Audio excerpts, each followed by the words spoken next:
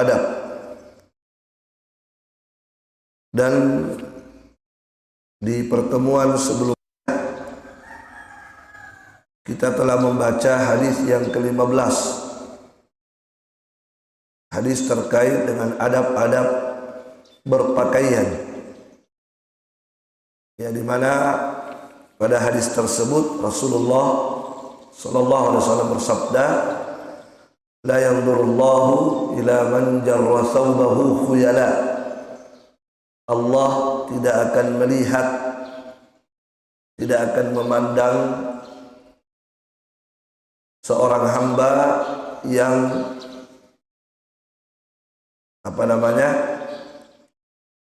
ujung celananya atau ujung pakaian yang dia pakai itu terseret, dia terlalu panjang ke bawah sampai menyentuh tanah. Allah tidak akan melihat orang-orang yang seperti itu pada hari kiamat ketika dia lakukan itu karena kesombongan. Ya, ini sudah kita bahas ya, hadis ini. Nah,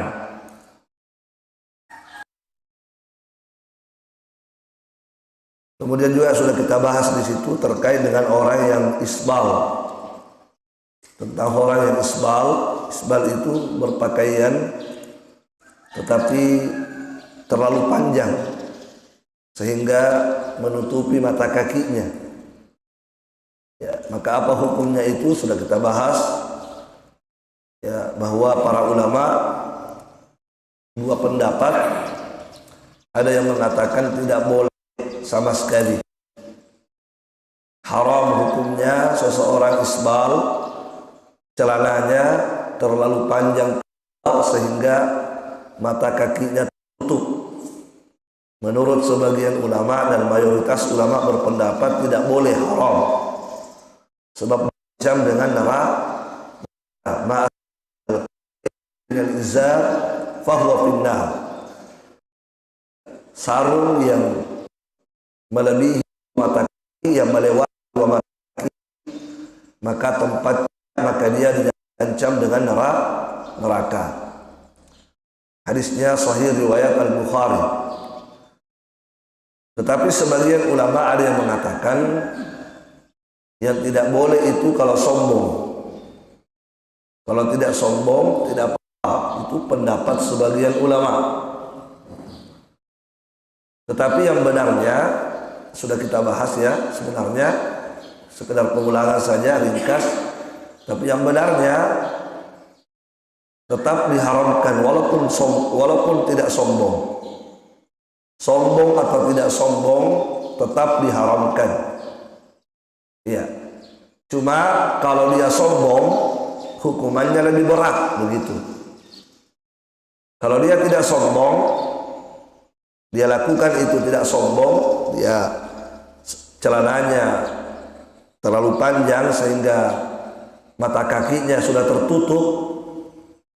Kalau dia tidak sombong, ancamannya neraka. Sebagaimana hadis tadi, ma asfala minal ka'baini minal izari fahuwa finnar.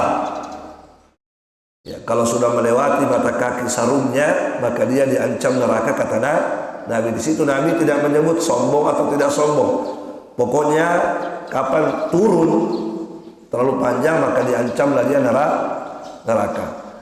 Cuma kalau dia lakukan itu karena sombong, nah, itu ada tambahan ancaman, ada tambahan hukuman. Apa tambahannya? Yang pertama disebut dalam hadis, la yukallimuhumullah. Di hari kiamat Allah tidak sudi mengajaknya berbicara. Wala yanzuru ilaihim, Allah tidak sudi memandangnya sebagaimana dalam hadis. Wala yuzakkihim, Allah tidak akan mensucikan. Wala azim, untuknya azab yang lebih pedih. Jadi tambahan hukumannya adalah tidak dipandang oleh Allah di hari kiamat, tidak sudi diajak bicara oleh Allah di kiamatnya di akhirat.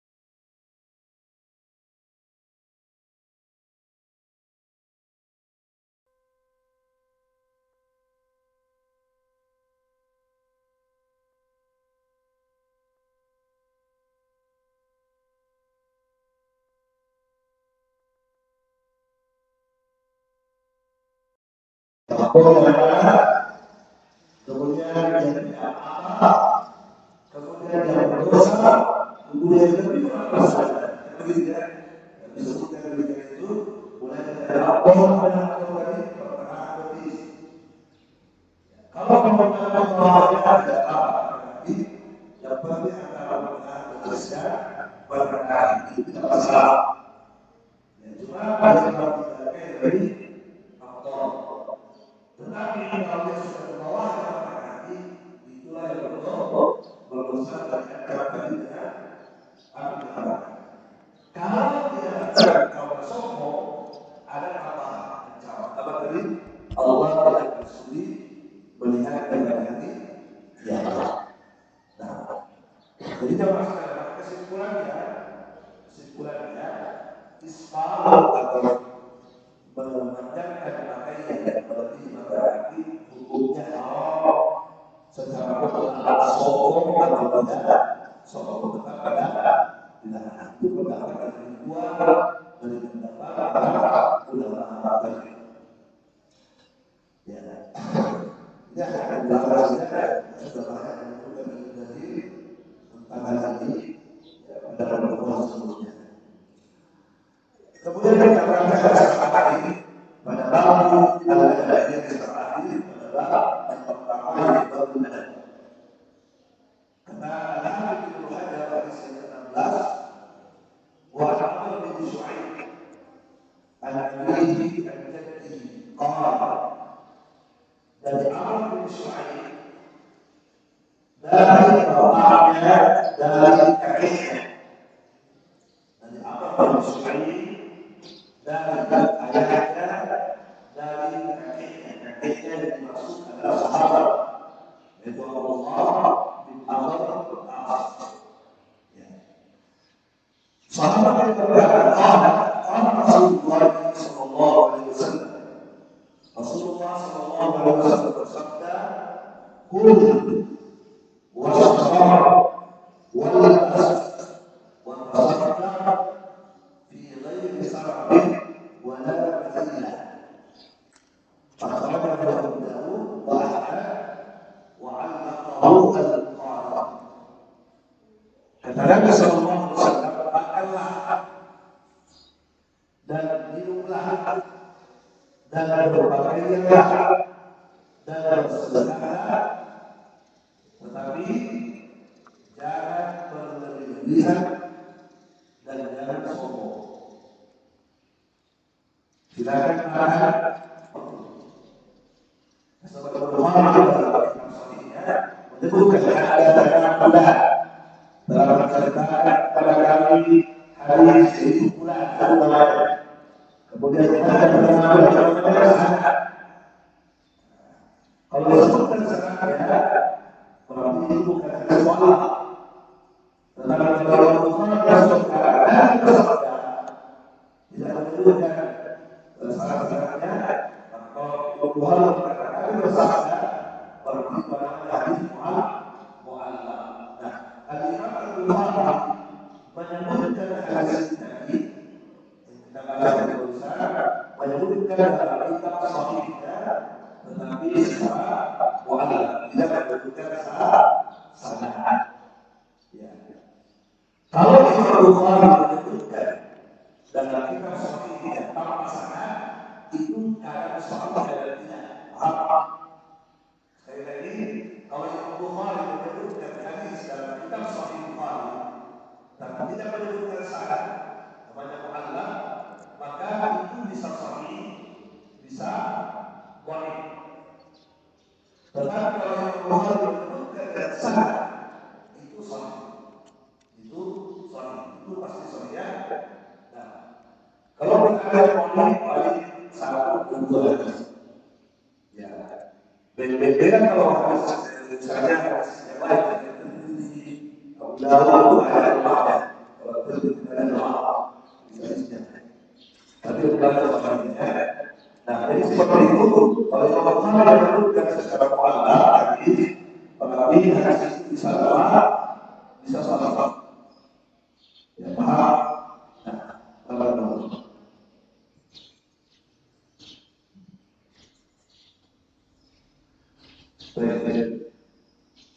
Hadis ini jamaah sekalian, hadis sahih ya, hadis riwayat Abu Dawud sahih. Yang sahih hadis. Dalam sini menyebutkan adab makan, adab makan, minum, berpakaian dan bersedekah. Kata Nabi dalam hadis, makanlah, makanlah, minumlah, tapi jangan berlebih-lebihan. Jadi dibolehkan makan, silakan makan, yang penting halal ya. Yang kita makan halal makan, silakan makan kata Allah. Tapi yang dilarang dan adabnya adalah tidak boleh berlebih-lebihan. Itu yang tidak boleh. Berlebih-lebihan makan, berlebih-lebihan minum, berlebih-lebihan berpakaian, berlebih-lebihan bersedekah. Ini yang tidak boleh. Jadi ada juga namanya bersedekah, berlebih-lebihan bersedekahnya. Yang berarti kan nanti kita bahas yang mana itu dikatakan berlebih-lebihan. Kita bahas dulu makan yang berlebih-lebihan, yang mana itu. Nah, makan yang berlebih-lebihan pertama kita sebutkan dulu hadis yang melarang ya. Ada hadis yang tadi sudah jelas, ayat yang melarang kata Allah Subhanahu wa taala dalam Al-Qur'an, "Kulu washrabu wa la tusrifu innahu la yuhibbul musrifin." Makanlah kata Allah dalam Al-Quran, washrabu, dan minumlah, dan jangan berlebih-lebihan. Sebab Allah tidak menyukai orang-orang yang berlebih-lebihan. Allah tidak menyukai orang-orang yang berlebih-lebihan. Itu ayat yang melarang kita makan dan minum berlebih-lebihan. Allah tidak menyukainya. Nah sekarang yang mana yang dikatakan berlebih-lebihan itu? Seperti apa? Nah, apakah yang berlebih-lebihan itu kalau semua menu ada? Kalau kita makan warung Padang itu kan, semua di patala itu. Lengkap semua. Apakah itu dikatakan berlebih-lebihan? Atau seperti apa yang dikatakan berlebih-lebihan? Ataukah orang makan sampai kenyang itu berlebih-lebihan? Nah kita lihat penjelasan para ulama. Al-Imam An-Nawawi rahimahullahu ta'ala, salah satu ulama Syafi'i, beliau berkata dalam kitab Syarah Sahih Muslim, kata beliau, yukrahu ayyakula minat ta'amil halal fawqa syab'ihi. Ammal aklu ila haddi syab'i fala ba'sa wa la yu'addu israfa. Kata Imam Nawawi rahimahullah ta'ala, tidak disukai atau dibenci seseorang itu makan yang halal, dia makan, tetapi dia makan fawqa syab'ihi, ya, di atas kenyang. Maksudnya di atas kenyang, sudah kenyang nah tambah isi, mesok nih nah tambah isi. Nah itu yang kata Imam Nawawi itu dibenci itu. Adapun dia makan sampai kenyang, maka kata beliau tidak apa-apa, dan ini tidak dianggap berlebih-lebihan. Ini tidak dianggap berlebih-lebihan. Jadi yang manakah yang dikatakan berlebih-lebihan menurut Al-Imam Nawawi? Yaitu sudah kenyang masih makan. Itu yang dimaksud berlebih-lebihan. Adapun makan sampai kenyang boleh, dan itu tidak berlebih-lebihan. Bisa dipaham? Pak Haji, bisa dipaham Pak Haji? Yang mana itu yang dia katakan berlebih-lebihan tadi? Masuk ini berlebih-lebihan itu. Tapi bolehkah makan sampai kenyang? Boleh. Apakah berlebih-lebihan? Tidak. Itu tidak berlebih-lebihan. Baik. Itu kata siapa? Itu kata Al-Imam An-Nawawi. Itu dari ulama Syafi'i ya. Itu dari ulama Syafi'i. Kemudian Ada juga keterangan dari Al-Imam At-Tabari, sama dengan keterangan Al-Imam An-Nawawi. Al-Imam At-Tabari, salah satu ulama tafsir Al-Quran, dalam tafsir beliau mengatakan, ma zada ala syaba' fahuwa saraf. Kata beliau, kalau melewati kenyang, kalau sudah melewati kenyang, artinya sudah kenyang tambah isi, maka itulah yang dianggap berlebih-lebihan. Itulah yang dianggap berlebih-lebihan. Itu kata Al-Imam At-Tabari rahimahullahu ta'ala. Baik. Kemudian ada keterangan yang lebih rinci lagi dari Al-Imam Ibnul Hajj.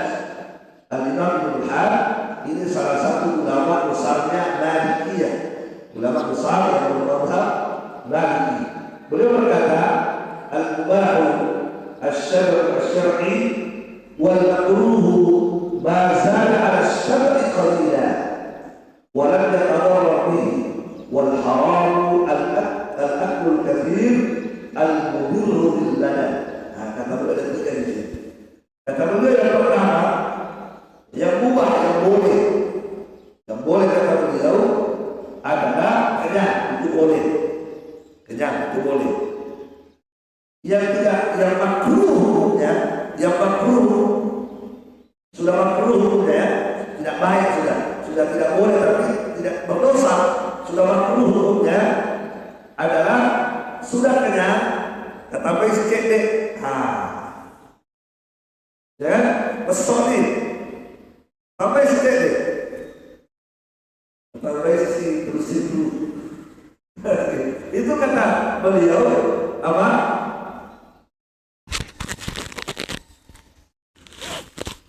Jadi kata beliau tadi kita ulang. Yang pertama tadi apa? Yang boleh itu makan sampai kenyang, itu boleh. Kemudian kalau sudah kenyang, tambah isi cek deh, tambah lagi sedikit, maka ini kata Al-Imam Ibnul Hajj makruh hukumnya. Dipahami? Baik.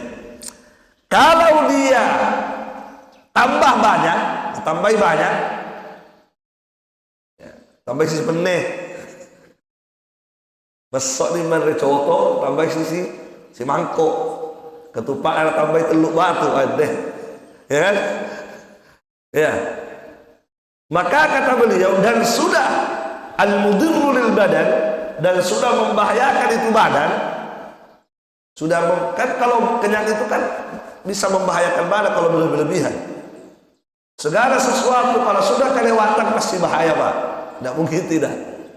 Ya, jadi kata beliau kalau sudah kenyang dia tambah banyak, dan tambah lagi banyak sampai membahayakan badan, maka kata beliau ini hukumnya sudah haram. Karena dilarang kita membahayakan diri kita. Paham? Ini keterangan yang lebih rinci lagi dari Al-Imam Ibnul Hajj dalam kitabnya Al-Madkhal.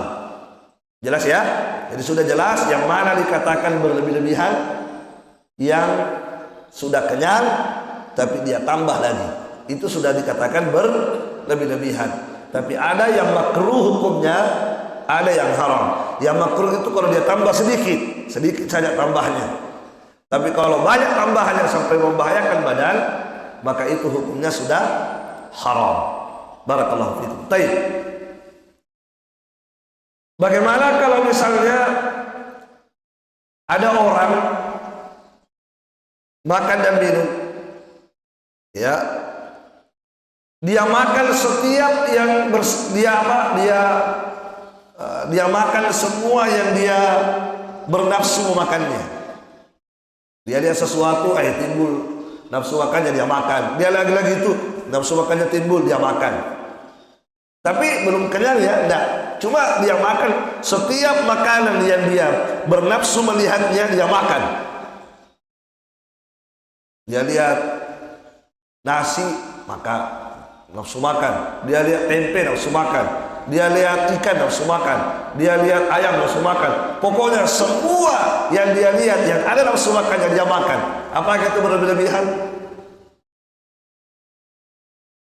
Apakah itu berlebihan? Tapi tidak sampai kenyang. Artinya dia belum kenyang, dia enak nih, makan lagi. Enak nih, makan lagi. Semua yang dia rasa ya tertarik untuk dia makan semua. Tapi tidak sampai kenyang ya. Cicipi.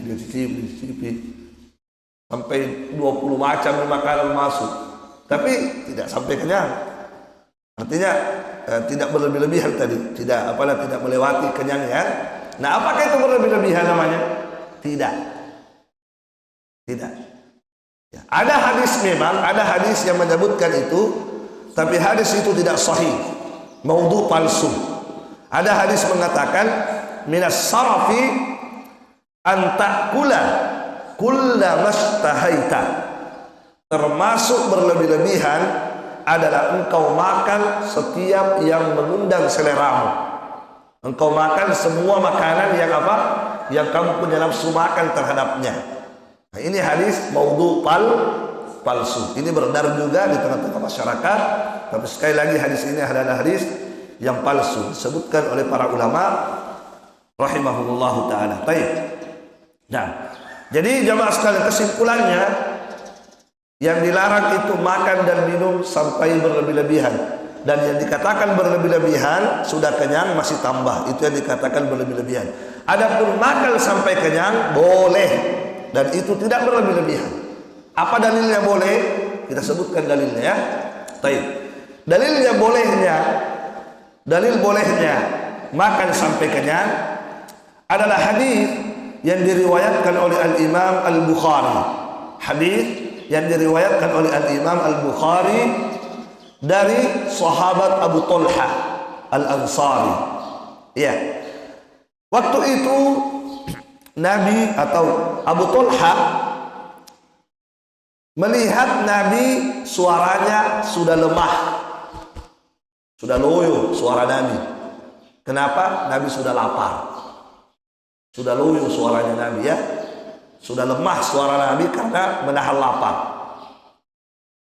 Maka kemudian Abu Talha segera pulang ke rumahnya, ke rumahnya, kemudian berkata kepada istrinya Ummu Sulaim, ya, laqad sami'tu sawta Rasulillah sallallahu alaihi wasallam dha'ifan.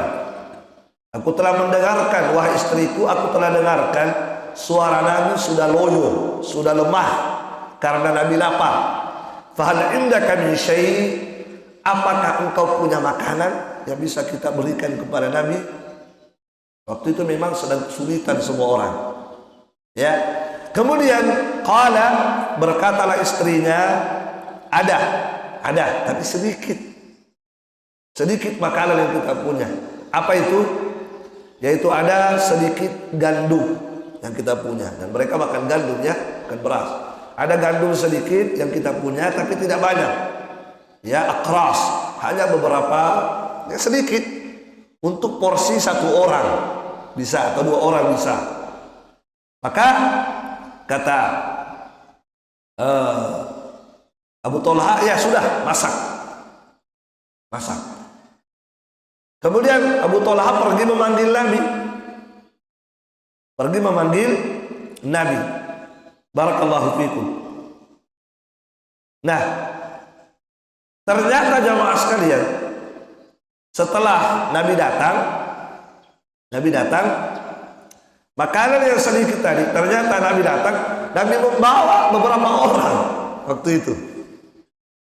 Nabi membawa beberapa orang sahabat yang mereka juga lagi lapar waktu itu.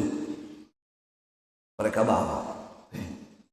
Pucat mukanya Abu Talha, mati nih. Mati nih. Yang diundang 1 orang, ya. Yang Nabi bawa banyak orang. Nah,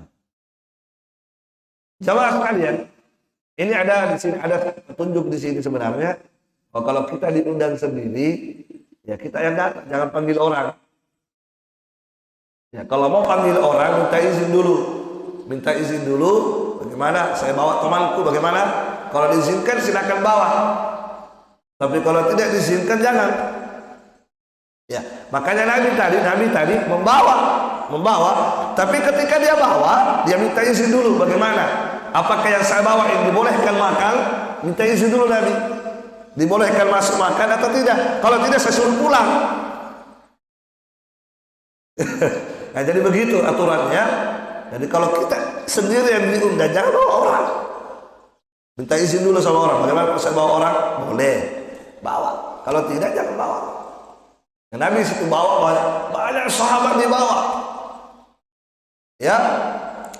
Kemudian Nabi berkata, biarkan saya masuk. Nabi masuk. Kemudian makanan yang sedikit tadi Nabi doakan. Berdoa kepada Allah, subhanallah. Makanan yang sedikit tadi berkah. Apa kata Nabi? Setelah minta izin kepada Abu Talha, ayo, kata Nabi, idzan li asyarah. Abu Talha suruh masuk 10 orang. Suruh masuk 10 orang. Masuk 10 orang. Mereka makan. Itu gandum. 10 orang masuk makan. Selesai mereka makan, fa'akalu hatta tashba'u. 10 orang tadi mereka makan sampai kenyang. Sebutkan, mereka makan sampai kenyang. Setelah mereka makan sampai kenyang, keluar 10 orang. Nabi berkata, suruh lagi masuk 10 orang. Masuk lagi 10 orang. 10 orang tadi fa'akalu, mereka makan semua hatta tashba'u, sampai semuanya kenyang. Ingkeroman mesum. Setelah keluar lagi 10 orang, kata Nabi, suruh lagi masuk 10 orang. Sampai semua sahabat yang ratusan jumlahnya itu semua makan sampai kenyang. Padahal gandum tadi hanya 1 kantong. Kenapa?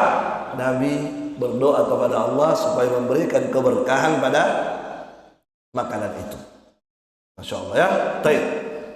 Nah, itu dalilnya bahwasanya boleh makan sampai kenyang.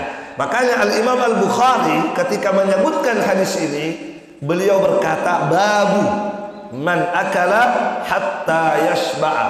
Bab orang yang makan sampai kenyang. Artinya Imam Bukhari berpandangan boleh makan sampai kenyang. Apa dasarnya Imam Bukhari hadis ini?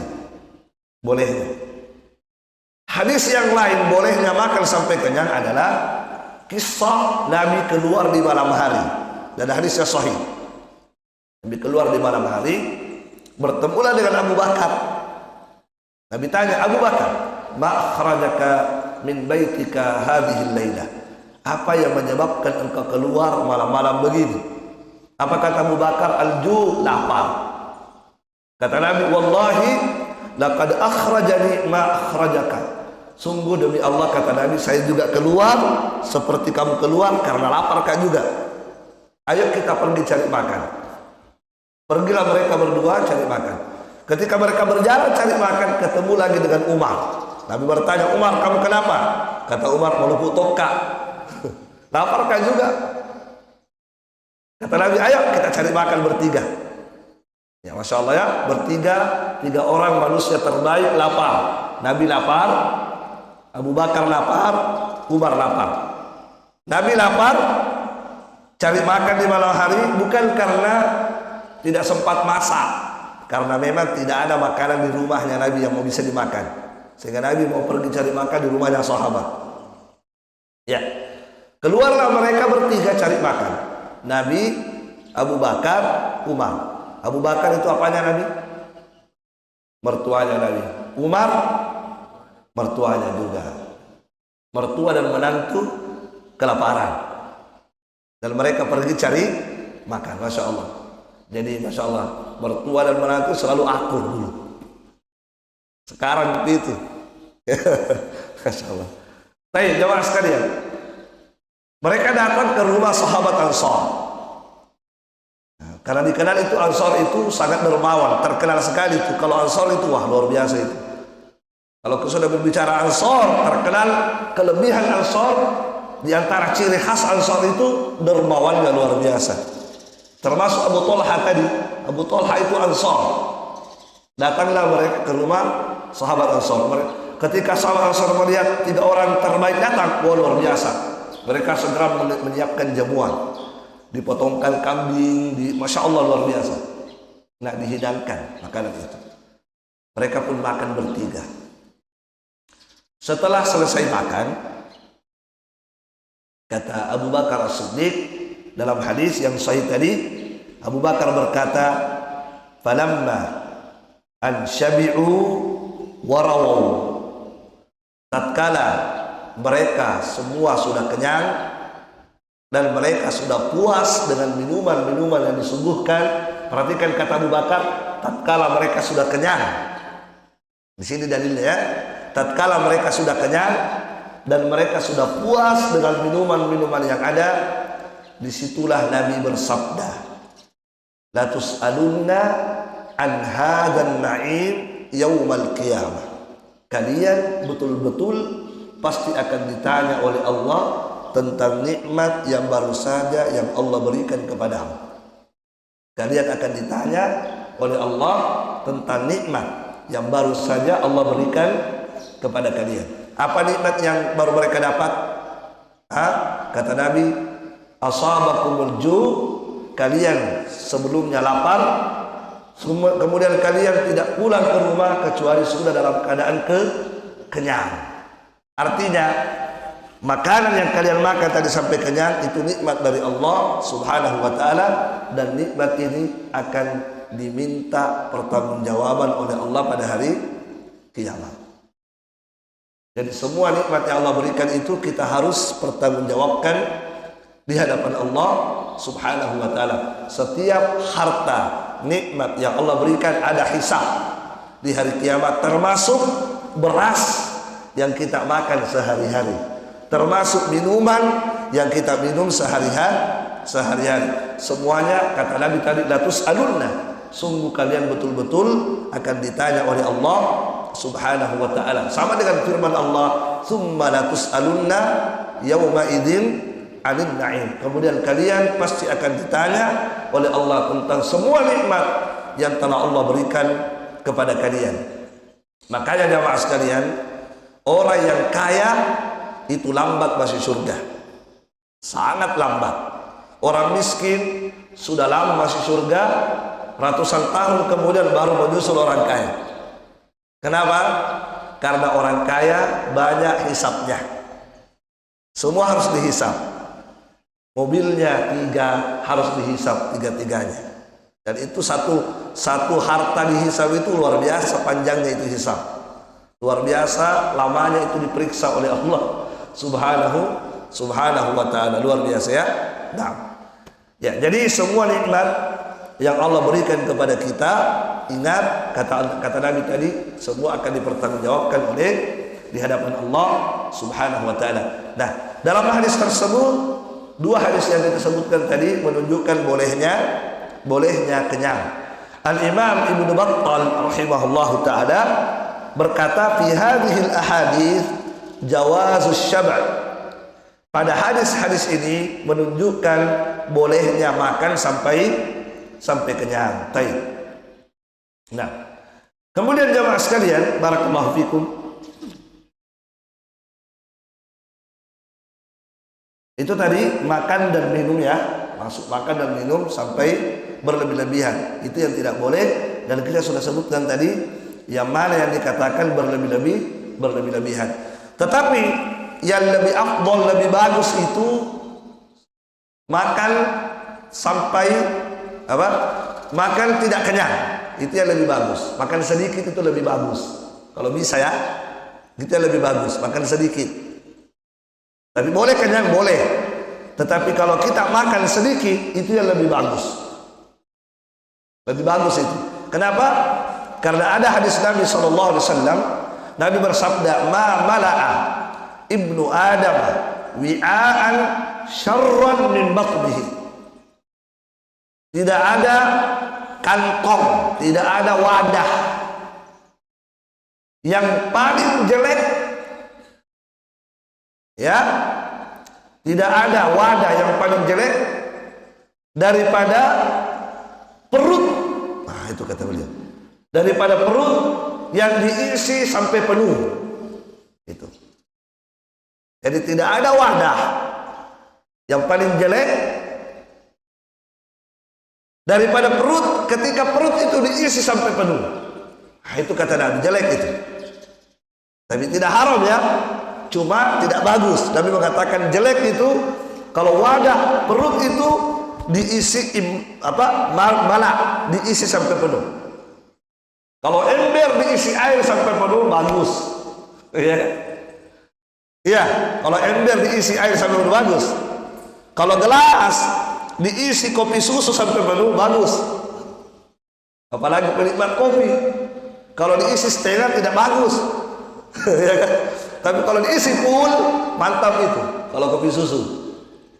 Ya. Tapi kalau perut diisi kopi susu sampai penuh, ah ini dia. Sampai penuh kopi susu. Perutnya sampai penuh. Penuh apa? Penuh dengan makanan.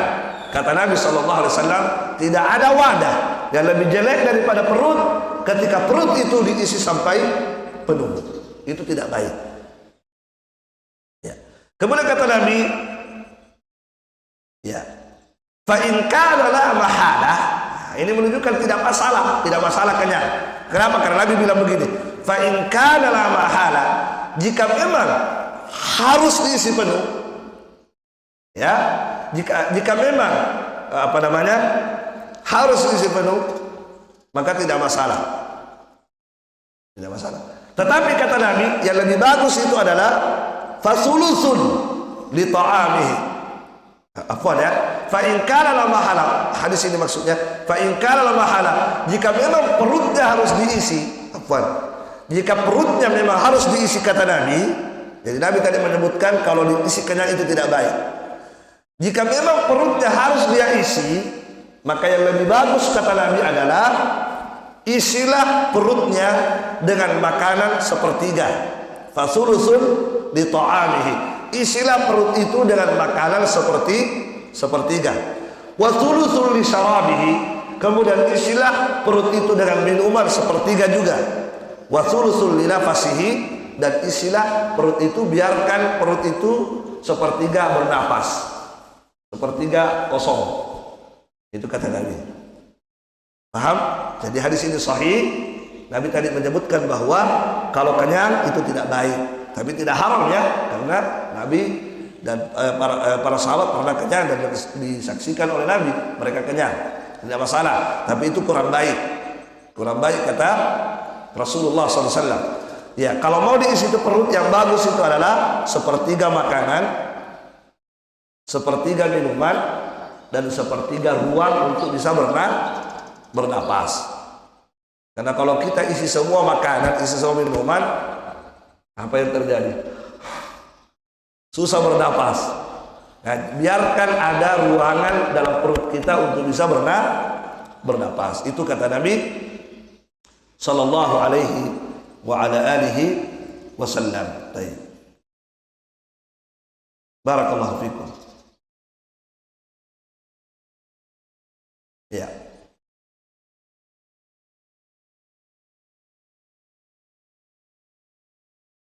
Syekh Ibn Utsaimin rahimahullah ta'ala menyebutkan tentang hadis tadi sepertiga. Kata Nabi, yuridu idza kana fi jami'i akalatihi. Kata Syekh Ibn Utsaimin, yuridu idza kana fi jami'i akalatihi yamla'u batnahu. Amma idza shab'a ahyanan wa mala'a batnahu ahyanan fala ba'sa. Kata beliau, maksud hadis Nabi tadi, ya, jika setiap makan kenyang itu yang tidak baik. Itulah yang dicela oleh Nabi tadi. Setiap makan pasti kenyang. Pokoknya setiap makan kenyang, setiap makan kenyang. Itulah yang dikatakan oleh Nabi tadi, perut itu wadah yang paling jelek diisi itu perut kalau diisi sampai kenyang.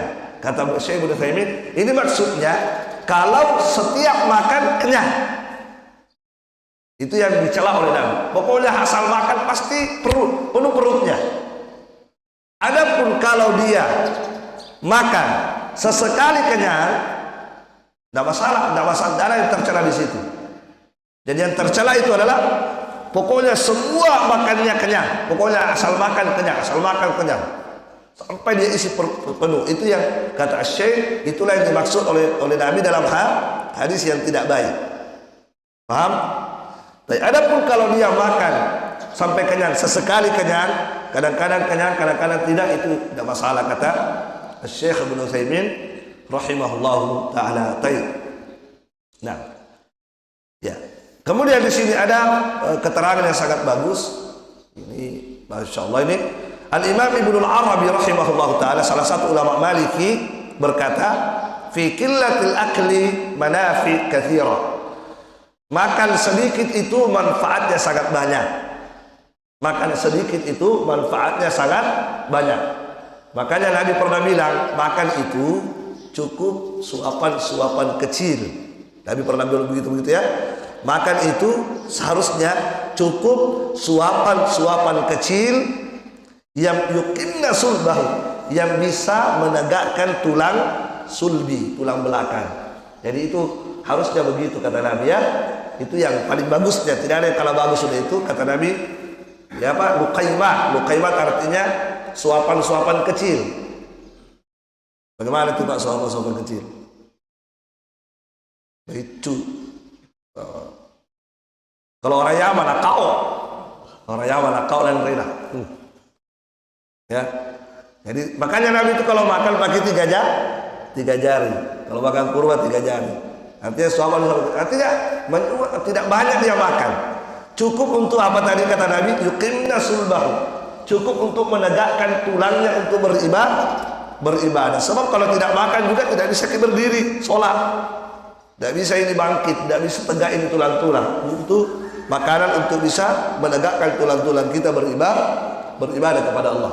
Makanya Al-Imam Ibnu Al-Arabi tadi menjelaskan manfaat makan sedikit. Kata beliau, yang pertama kata beliau, asahhu jisman. Orang yang makan sedikit itu badannya lebih sehat. Kata beliau ya, badannya lebih sehat. Wa ajwada hifdhan, hafalannya lebih bagus. Hafalannya lebih bagus itu kalau orang makan sedikit. Kekuatan hafalannya lebih bagus. Ini tidak sembarang, ini ulama yang berbicara ini, dan pasti mereka sudah uji. Nah, mereka kuat hafalannya. Dan memang ulama itu rata-rata makan sedikit memang. Makanya hafalan mereka sangat kuat. Ya kan begitu. Sampai ada ulama namanya Al-Imam Asy-Sya'bi berkata, "Ma katabtu sauda 'alal bayda." Saya kalau belajar ilmu agama tidak pernah menulis, tidak pernah mencatat. Karena memang teruji hafalannya. Al-Imam Asy-Sya'bi teruji hafalannya. Kalau dia sudah membaca hadis, wah itu luar biasa ya. Nah, jadi kata beliau, makan sedikit itu lebih sehat badan, lebih bagus hafalan, wa azka fahman, pemahamannya lebih cerdas dalam memahami sesuatu, wa aqalla nauman, lebih sedikit tidur. Ya memang kalau kita sudah kenyang itu langsung cari kan gulung itu. Apalagi makan kenyang baru pergi sholat Jumat, cari itu tiang-tiang masjid. Nah, Masya Allah ya. Jadi kata beliau, aqallu nauman, itu orang yang makan sedikit, itu tidurnya akan lebih sedikit tidurnya. Wa akhaffa nafsan, lebih ringan nafasnya. Lebih ringan nafasnya. Jadi manfaatnya tadi apa? Yang pertama tadi, badan lebih sehat, hafalan lebih bagus, pemahaman lebih cerdas itu pemahaman, kemudian sedikit lebih tidurnya lebih sedikit, dan nafasnya lebih ringan. Wa fi kasratil akli, dan banyak makan itu bahayanya adalah kaddul mi'dah, menyusahkan lambung. Lambung itu akan bekerja apa itu? Menyusahkan lambung ya. Ini dokter yang tahu ini. Wanat tuhma, itu dia. Menjadikan perut itu buncit, seperti saya ini. Natnut tuhma, makan banyak itu membuat perut itu naten. Perut itu menjadi jelek dilihat. Wa yatawallada minhu al-amradul mukhtalifah, dan banyak makan itu dari situlah akan lahir, akan muncul sekian banyak penyakit. Masya Allah ya. Luar biasa. Nah, barakallahu fiik. Qala ba'dul hukama, berkata sebagian ahli hikmah, akbarud dawai tadbirul ghidai. Kata para ulama, akbarud dawa, obat yang paling besar, obat yang paling mantap itu adalah takdirul ghidha, mengukur makanan. Mengukur makanan. Apa maksudnya mengukur? Ya diukur-ukur makanan itu, seperti Nabi tadi bilang, sepertiga. Itulah obat yang paling luar biasa. Ya, sebab kata beliau tadi, umumnya penyakit itu bermunculan dari apa? Dari banyaknya maka dari situlah bermunculan banyak penyakit. Apalagi kalau yang dimakan itu yang bersantan. Ya, dari situ nih sumber-sumber itu. Nah, barakallahu fikum. Ya, ini terkait dengan makan dan minum yang tidak boleh tadi berlebih-lebihan. Adapun selanjutnya apa itu? Berpakaian berlebih-lebihan juga tidak boleh. Bersedekah berlebih-lebihan juga tidak boleh. Yang mana yang dikatakan berpakaian berlebih-lebihan? Yang mana itu?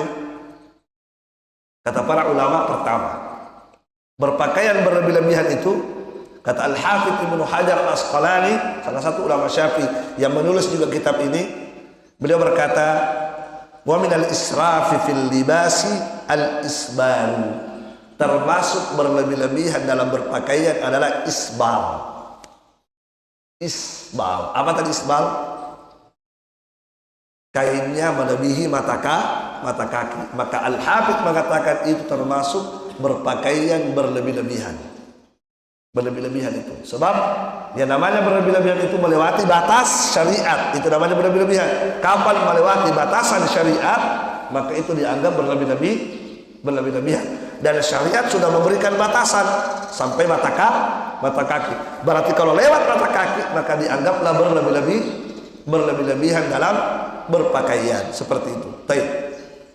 Ya. Ada sebagian orang salah dalam memahami berlebih-lebihan. Termasuk saya dulu, naudzubillah, pernah sempat memahami keliru dalam memahami sesuatu. Karena kita tidak belajar ilmu agama, asal ngomong-ngomong saja. Ada sebagian orang menganggap ketika ada seorang wanita bercadar dianggap berlebih-lebihan itu.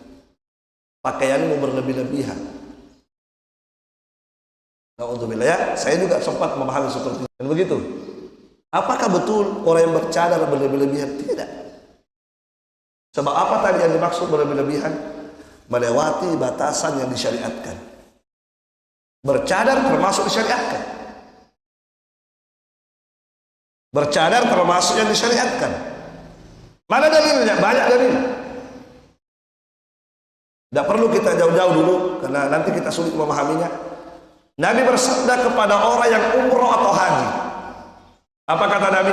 Ketika seseorang itu umroh atau haji, sedang ihram, wanita yang sedang ihram, apa kata Nabi? Wala tantakibil muhrimah. Wanita yang sedang ihram tidak boleh memakai cadar, tidak boleh memakai niqab. Niqab itu cadar. Wanita yang sedang ihram, apa kata Nabi? Tidak boleh. Tidak apa? Ketika tidak ihram pakai cadar, tapi ketika sedang ihram dia tidak boleh memakai itu cadar. Itu hadis sahih riwayat Bukhari. Dipahami? Makanya seorang wanita itu kalau ihram tidak boleh pakai cadar. Maksudnya pakaian apa yang, tapi kalau dia pakai, misalnya dia, ini pembahasan haji ya, pembahasan nanti dibahas, ada pembahasan itu. Yang jelas pada hadis itu jamaah sekalian, Nabi mengatakan wala tantakibil muhrimah. Wala talbasul quffazain. Bagi wanita yang sedang ihram tidak boleh dia memakai penutup muka, tidak boleh memakai apa ini? Quffaz. Apa itu? Sarung tangan. Ketika sedang ihram tidak boleh pakai sarung tangan. Artinya ketika dia tidak ihram pakai ini karena ini aurat. Gitu. Barakallahu fiik. Jelas ya? Jadi jangan kita salah dalam menilai sesuatu. Makanya di sini pentingnya kita belajar ilmu agama supaya kita tidak salah dan keliru menilai sesuatu.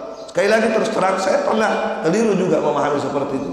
Di kampus dulu kebetulan ada satu wanita bercadar. Saya bilang, kamu berlebih-lebihan. Karena kita tidak memahami hal itu ya. Ternyata berlebih-lebihan itu adalah yang melewati batasan syariat. Itulah yang dimaksud berlebih-lebihan. Seperti tadi, ya, Allah sudah berikan batasan, kita lewati itu. Batasan itu yang dimaksud berlebih-lebihan. Barakallahu fikum. Baik.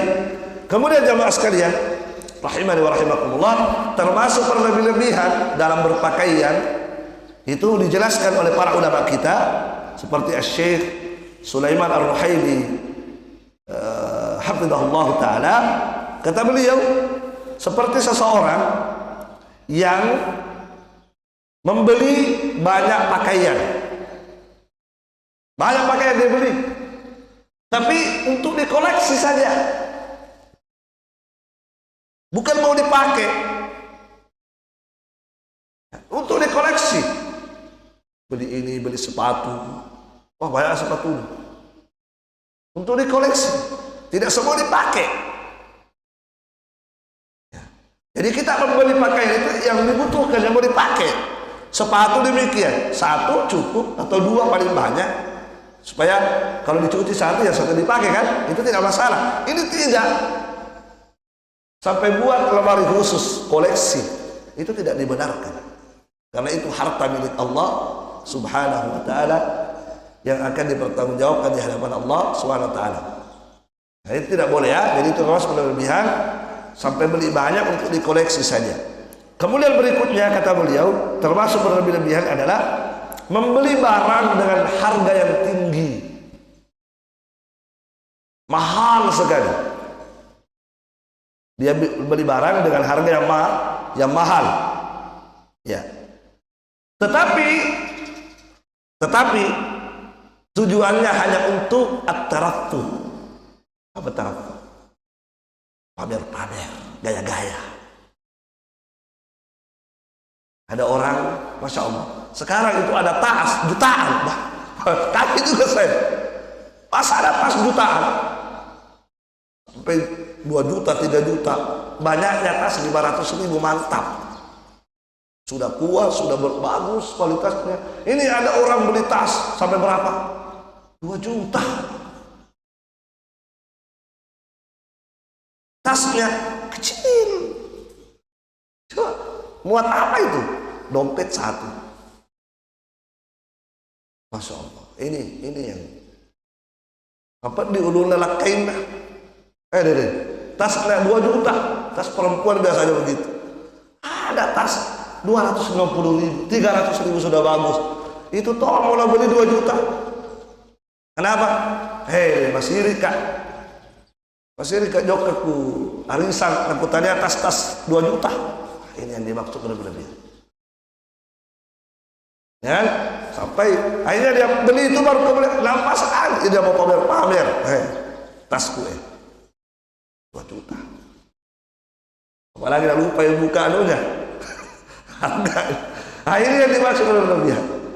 Kami jadi membeli barang yang mahal, tetapi tujuannya untuk at-tarattuh, pamer, berbangga-bangga dengan itu.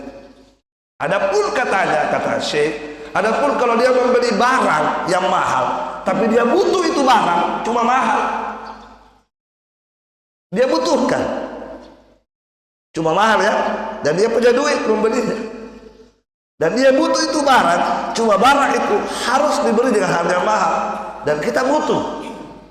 Kata beliau, naam, maka ini tidak apa-apa. Ini tidak apa-apa. Paham ya? Tidak masalah itu. Kita betul-betul butuh. Yang tidak boleh tadi apa? Tujuannya hanya untuk bergaya. Nah, itu yang berlebih-lebihan itu sudah berdosa itu kalau seperti itu. Kemudian berikutnya kata beliau, termasuk berlebih-lebihan adalah seorang miskin mau beli barang yang mahal. Orang miskin tidak punya duit, tapi dia maunya beli yang mahal-mahal. Dari mana duitnya? Utang. Itu berlebih-lebihan itu namanya. Jadi miskin orangnya, tapi dia mau beli barang-barang kaya, barang-barang kaya, tapi dia tidak punya kemampuan untuk itu. Akhirnya apa? Akhirnya dia pergi cari utang saja. Itu kata beliau termasuk berlebih-lebihan. Termasuk berlebih-lebihan. Jelas ya? Nah, barakallahu fikum. Ini terkait dengan apa? Terkait dengan berpakaian. Nah, sekarang bersedekah. Ada juga sedekah berlebih-lebihan. Kita ringkas. Yang mana itu sedekah berlebih-lebihan? Yang mana itu? Bersedekah tapi berlebih-lebihan, nggak boleh begitu. Silakan bersedekah tapi jangan berlebih-lebihan. Yang mana itu? Apakah yang dimaksud berlebih-lebihan itu kalau dia punya uang, warna apa uang itu? Ada warna merah, ada warna biru, terus warna apa lagi? Warna hijau, ada warna kekuning-kuningan. Nah, dia lihat ada 4 warna ini. Ada 5 sak, ada 50, ada 100.000. Yang mana dipilih? Keluarkan yang merah, yang 100. Apa itu berlebihan? Kan ada yang 50, kenapa keluarkan yang 100? Apa itu berlebihan? Tidak, bukan itu yang dimaksud berlebihan. Itu bagus. Itu yang bagus. Nah, ya. Dan umumnya kita itu pasti pilih yang 5 sak itu. Ya, tidak masalah juga, tidak masalah. Tapi yang lebih bagus itu kita keluarkan yang terbaiknya, itu yang paling afdal ya. Lan tanalul birra hatta tunfiqu mimma tuhibbun. Kalian tidak akan sampai pada derajat albir sampai kalian bisa menginfakkan harta yang kalian cintai. Ya kan? Dari yang merah-merah, yang biru, yang mana yang kita cintai di situ pasti yang merah. Kalau kita bisa keluarkan itu, selalu begitu kita lakukan, maka kita akan mencapai derajatnya orang-orang albir tadi. Ya, barakallahu fikum. Nah, terus yang mana yang dikatakan berlebih-lebihan? Yang berlebih-lebihan itu jamaah sekalian adalah seseorang bersedekah dengan semua hartanya. Tidak ada yang disisa. Itu yang berlebih-lebihan. Semua disedekahkan. Semua isi ATM-nya habis. Ini keluarkan di jalan Allah. Apalagi sampai guci-gucinya di rumah ini. Apalagi embernya semua hartanya habis untuk disedekahkan. Ini yang dimaksud berlebih-lebihan. Dasarnya mana? Dasarnya adalah firman Allah Subhanahu wa taala, "Wala taj'al yadaka maghlulatan wala tabsutha kullal basti." Janganlah engkau jadikan tanganmu terbelenggu. Artinya terbelenggu tidak mau bersedekah. Wala tabsutha kullal basti, tapi jangan juga terlalu jangan juga terlalu tanganmu itu terbentang. Artinya jangan juga kelewatan juga tanganmu memberi. Nah, kata Al-Imam Al-Baghawi rahimahullah dalam tafsir beliau ketika menafsirkan itu ayat, fatu'ti jami'a indika, maksudnya adalah engkau memberikan semua hartamu. Itu yang tidak boleh, dilarang oleh Allah Subhanahu wa ta'ala. Dan ini Allah turunkan ayat ini, Allah turunkan ini ayat ada sebabnya. Apa sebabnya? Sebabnya adalah sahabat Thabit ibnu Qais. Thabit ibnu Qais beliau punya pohon kurma. Faqala la ya'tini al-yawm ahadun illa at'amtuhu. Dia berkata, dan pohon kurmanya sudah berbuah dan sudah matang. Apa kata dia? Hari ini siapapun yang datang kepadaku, saya akan kasih makan itu pohon kurmaku. Maka datanglah semua orang datang sampai habis itu buahnya, dikasih orang. Tidak ada yang tersisa sedikit pun itu buah, dikasih semua sama orang. Berdasarkan kejadian ini turunlah ayat ini tadi, wala taj'al yadaka maghlula. Jangan jadikan tanganmu terbelenggu, tapi jangan juga terlalu ini tabsutha, maksudnya artinya membentangkan tanganmu kelewatan. Artinya tadi jangan memberi semuanya. jangan memberi semuanya. Demikian pula ketika ada sahabat namanya Ka'ab ibnu Malik, yang terkenal kisahnya itu ya, yang tidak ikut perang 3 orang itu, kemudian diboikot oleh Nabi SAW, tidak diajak bicara, tidak dikasih salam oleh Nabi SAW. Nah, kemudian Allah menerima taubatnya 3 orang sahabat itu. Maka Ka'ab ibnu Malik berkata, inna min taubati an nakhla'a min mali sadaqatan. Sesungguhnya di antara bentuk taubatku kepada Allah, saya akan menyerahkan, memberikan semua hartaku untuk disedekahkan. Kata dia, bentuk taubatku kepada Allah, saya akan serahkan semua hartaku sebagai sedekah. Apa kata Nabi? La, jangan. Amsik alaika ba'dan min malika. Tahanlah sebagian hartamu. Artinya berikan sebagian, tahan sebagian untuk dirimu dan keluargamu. Jadi seperti itu. Nah, mungkin ada yang bertanya, bagaimana dengan Abu Bakar? Kan Abu Bakar memberi semua harta, ya kan begitu? Nah, kita tahu jamaah sekalian, apakah Abu Bakar selalu begitu? Kan tidak, di kondisi tertentu. Nah, sekarang begini, kata para ulama, untuk Abu Bakar As-Siddiq boleh kalau kondisinya sama seperti Abu Bakar. Boleh kalau kondisinya sama seperti Abu Bakar. Seperti apa itu? Perhatikan keterangan ulama. Kata Imam Ibnu Qudamah rahimahullah, salah satu ulama Hambali, fa in kana ar-rajul wahdahu aw kana liman yaqulu kifayatuhum fa arada as-sadaqa bi jami'i malihi wa kana da maksabin aw kana wathiqan min nafsihi yuhsinu at-tawakkul was-sabru 'ala al-faqr wat-ta'affuf 'ala al-mas'alah fa hasan. Kata beliau, jika seseorang itu mau mensedekahkan semua hartanya, bagus, boleh, bagus seperti Abu Bakar, dengan syarat, boleh seperti Abu Bakar dengan syarat. Pertama, dia masih bujang, tidak punya tanggungan, paham?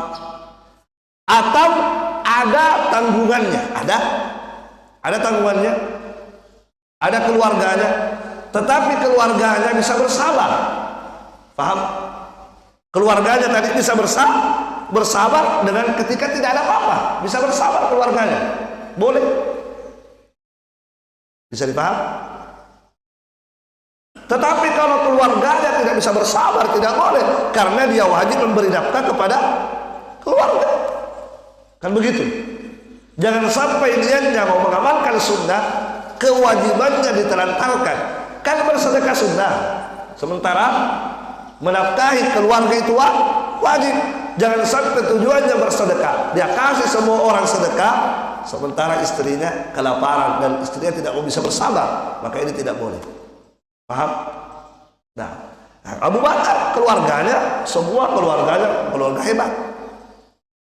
Perhatikan, jadi saya ulang, boleh memberikan semua harta dengan syarat apa tadi?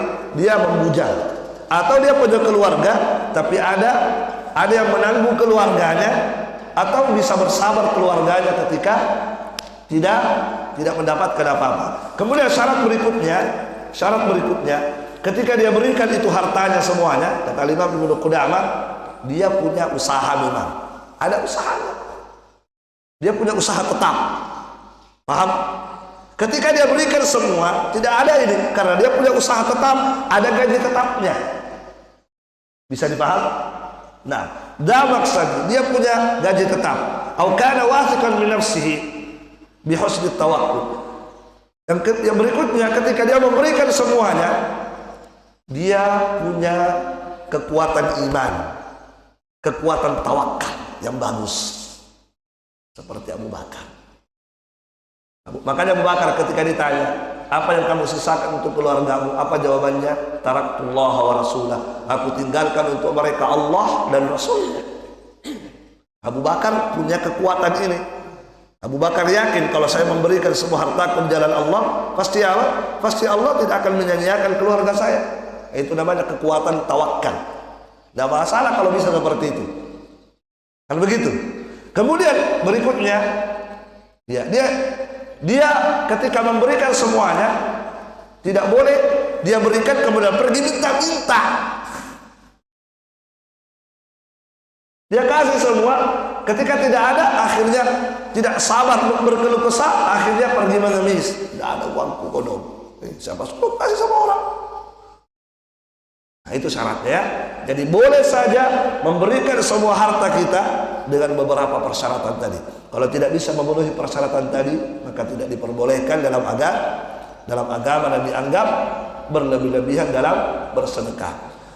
Terakhir, termasuk berlebih-lebihan dalam bersedekah adalah dia meninggalkan kewajibannya. Meninggalkan kewajibannya. Seperti tadi, dia punya keluarga, dia wajib nafkahi keluarganya. Masya Allah, dia luar biasa dermawannya kepada orang. Ada orang begitu ya, dermawan sekali. Setiap orang ditraktir, ayo saya traktir, sampai habis gajinya mentraktir. Begitu pulang ke rumahnya, mana gajinya Pak? Habis nih. Terus apa yang kita makan? Sabar Mako. Nah, itu tidak boleh itu. Nah, itu termasuk berlebihan. Bersedekah, mengamalkan sunnah tadi, dia sedekah sunnah, tetapi dia terlantarkan tanggungannya yang merupakan kewajibannya. Ya. Dia bersedekah sunnah, tapi dia punya utang tidak dibayar. Tidak boleh itu. Itu berlebih-lebihan namanya. Dapat gaji, Masya Allah, langsung sedekah traktir. Tapi dia punya utang di toko, belum dia bayar. Utangnya dulu diselesaikan, baru traktir orang begitu. Karena utang adalah wajib, sedekah adalah sunnah begitu. Jadi jangan karena gara-gara bersedekah kewajiban ditelantarkan karena sedekah kita. Itu termasuk berlebih-lebihan. Wallahu a'lam bishawab. Selesai hadis ini. Dengan demikian, jemaah sekalian, mohon maaf lamanya. Mohon maaf karena ini hadis terakhir pada bab yang pertama. Jadi sudah selesai bab yang pertama, itu babul adab. Insyaallah taala di pertemuan berikutnya kita akan masuk pada bab yang kedua, yaitu babul birri wassilah, yaitu bab tentang kebaikan dan menyambung silaturahim. Tentang kebaikan, jenis-jenis kebaikan dalam agama, kemudian tentang menyambung silaturahim. Wallahu a'lam bishawab. Silakan, ada pertanyaan? Ya, silakan kalau ada yang mau bertanya. Silakan Haji. Tidak ada? Ya. Ya. Ya. Hah? Iya, pakaian.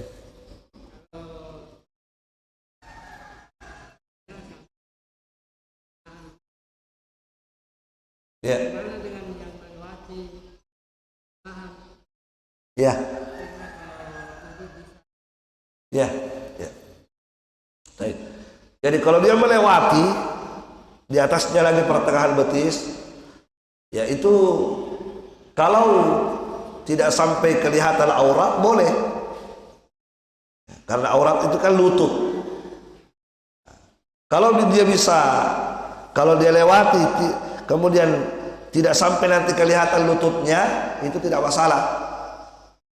Tetapi ketika dia lewati terlalu ke atas, sehingga ketika dia sujud nanti atau dia apal begitu terlihat lututnya, itu tidak boleh.